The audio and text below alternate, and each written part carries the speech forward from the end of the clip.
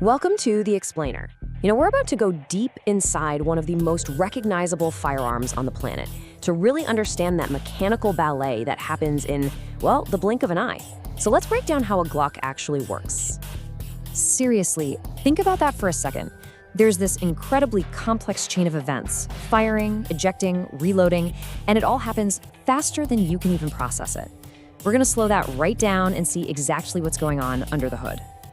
Okay, so it all kicks off with the trigger pull, but that one single action, it's not just one movement. Oh no, it's the very first domino in a whole chain reaction of parts that have been engineered to work together perfectly. So let's watch how these parts dance together. You pull the trigger, right? That moves the trigger bar backward. Now this bar has a really important job. It grabs the firing pin and pulls it back, building up all this tension. And then, at the last possible moment, a little piece called the connector guides that trigger bar down, which, snap, releases the firing pin and sends it flying forward to strike the primer. And that's what all that initial mechanical movement was for. The firing pin hits the primer, which instantly ignites the gunpowder inside the cartridge. The gases from that powder expand like crazy, and since they have nowhere else to go, they blast the bullet down the barrel at an unbelievable speed. It's a tiny, controlled explosion. But here's the thing. Firing the bullet is really only half the story. The firearm now does something incredibly clever. It uses the energy of its own recoil, that kick you feel, to automatically get itself ready for the very next shot. This is just pure physics in action, and it's awesome. That recoil force slams the slide backward. As it moves, the barrel actually unlocks and tilts down a little bit. At the same time, a little claw called an extractor pulls the empty cartridge case out of the chamber until it smacks into a fixed ejector, which just flings the empty case out and away. It's a violent but absolutely flawless process. So once the slide hits its rearmost point, a powerful spring takes over and rockets it forward again. On its way, the bottom of the slide snags the very top cartridge in the magazine, pushes it right up the feed ramp, and seats it perfectly in the chamber. And just like that, the cycle is complete, ready to go again.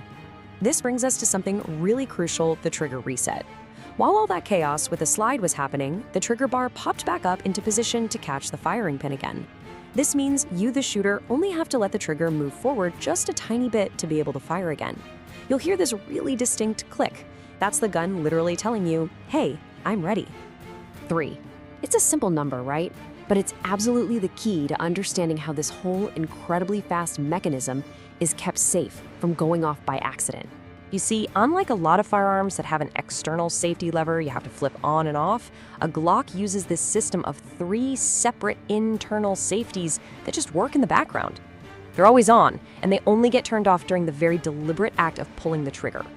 All right, first up is the one you can actually see and feel. It's that little lever right in the middle of the trigger. Your finger has to press that thing flush with the trigger face before the trigger itself can even start to move backward. This is what stops the gun from firing if it's dropped or if the trigger gets snagged on something from the side.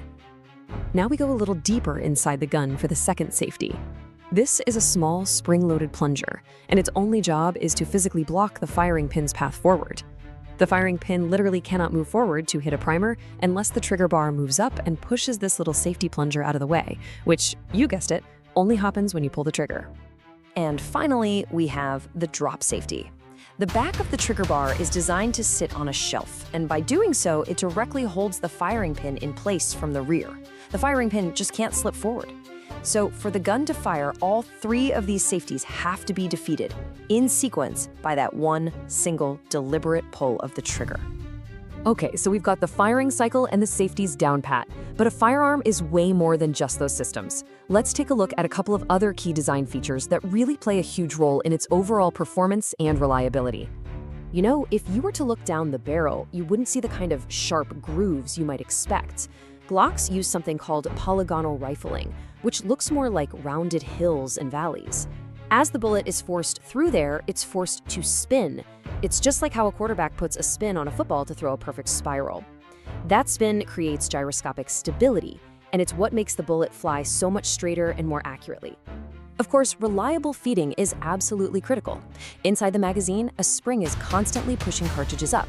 Now, when that very last round is fired, the magazine follower, the piece that was pushing the bullets, pushes up on the slide lock lever instead. This locks the entire slide open, giving the shooter a massive visual and physical signal that the firearm is empty. So, when you put it all together, you can see how these features directly translate to function. That polygonal rifling? That's for accuracy. The 3 internal safeties? That's all about preventing accidents. And the slide lock lever? It's there to tell you loud and clear when you're out of ammo. Every single part has a very distinct and crucial job to do. And that really brings us to our final thought here. When you look at it, what seems like this super complex and violent action is actually governed by a surprisingly small number of parts, all working in perfect sync. It really makes you wonder, doesn't it? How often is the most reliable, the most brilliant solution not about adding more complexity, but about designing with a kind of elegant and focused simplicity?